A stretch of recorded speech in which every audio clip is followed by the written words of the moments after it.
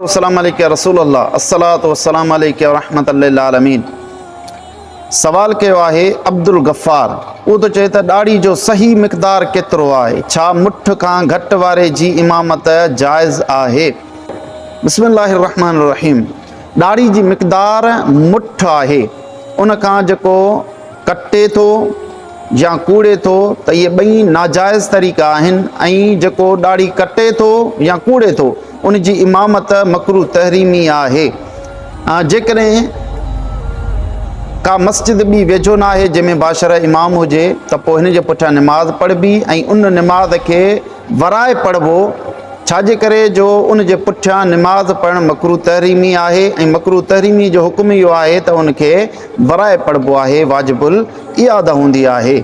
जीअं दुर्रुल हुकाम में आहे वअम्मल अख़ज़ु मिनल लिहयते वहिय दूनल कुब्ज़ते कमा यफ़अलुहु बअदुल मग़ारिबते व मुख़न्नसतुर रिजाल फलम युबिहु अहदुन।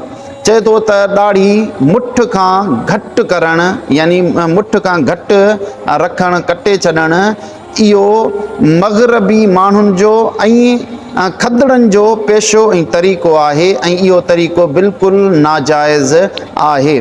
ऐं अल इख्तियार लितालील मुख़्तार में आहे त व युकरहु इमामतुल अब्द वल अराबी वल आमा वल फासिके।